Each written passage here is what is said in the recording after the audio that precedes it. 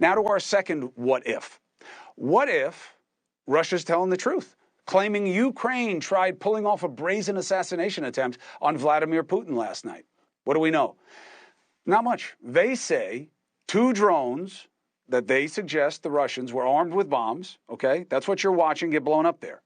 They are seen, you do see a drone there, okay, carrying what we don't know, but they are caught on video camera. They say there are 2. I see 1. There may be another one. The tape then shows them being, what you see, shot down at the last minute before making impact. President Zelensky denies any involvement in the attack, telling reporters today, we're fighting on our own territory, defending our villages and cities. We don't have enough weapons even for this. The proof, again, comes down to the proof. That picture is not enough. What do they know about the drone? What can we see about the drone? These are not big mysteries, okay? So the question becomes, well, what is the what if here? What if Ukraine is changing the stakes? What does that mean for American involvement?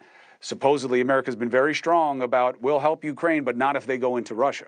Or is this Russia upping the stakes to give them an excuse to attack? They said we must retaliate, and sure enough, the sky over Kyiv lit up with Russian tracer rounds right after this. So how should America proceed? Perfect guest. The man once in charge of European affairs for the National Security Council, retired Lieutenant Colonel Alexander Vindman. Good to see you, Colonel. Hey, Chris. Good to see you. Thank you for doing this on short notice. What are your questions?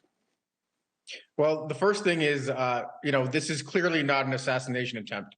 The Ukrainians know the pattern of life for Vladimir Putin. They know that he actually doesn't spend his time at the Kremlin. He has a dacha, a kind of a villa on the south side of outside the outskirts of Moscow, and he wasn't there at this point at night.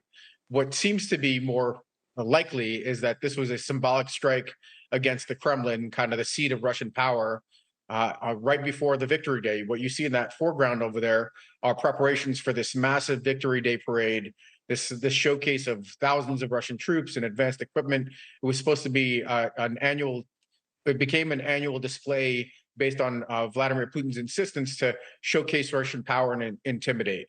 The fact that you have drones flying over the Kremlin and being shot down, and that tower over there under fire, that's not a demonstration of power. That's a demonstration of weakness. As to whether we know certainly whether this is Ukrainian military, whether this is opposition elements, those issues are in doubt. And there's frankly some suspicion, and I don't necessarily buy it, that this could be a false flag attack, meaning that the Russians were behind this, claiming it's the Ukrainians to justify an escalation. That seems a little bit far-fetched to me. The Russians don't have room to escalate. They've not been saving any special tricks to attack Ukraine with. So to me, the lowest common denominator is that the Ukrainians or some opposition element managed to get through these layered defenses and basically pull off a pretty important strike on the Kremlin. Why would President Zelensky deny it? Frankly, when I first kind of went on the record about it, it was before Zelensky denied it. It's unclear. Part of his denial includes the Ukrainians have been pretty savvy. They've not taken credit for these big, large-scale attacks in general. They've kind of adopted the methodology that the Israelis have when it's an attack outside of Israel. They don't want to take credit for it. It doesn't really aid their cause. So that's been consistent thus far.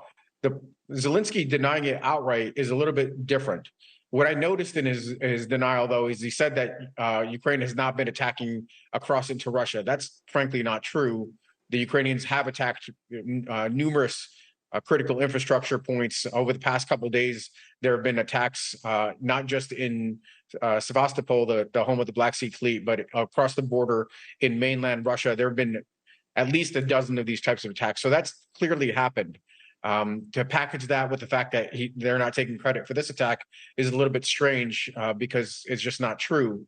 But maybe this could lend itself to the theory that this is an opposition group. There's been a rise in a spike in kind of this kind of activity. The assassination of this far-right nationalist daughter, Dugina, some months back, that was claimed by a extremist kind of Russian nationalist group. So this could be fall into that category, but it's unclear. I don't have a good answer as to why Zelensky is denying it outright. Hey, thank you for watching. Please go to newsnationnow.com, newsnationnow.com, and you can find NewsNation on your television provider. And don't forget to click the red subscribe button down below. Then you will get more of NewsNation's fact-driven coverage.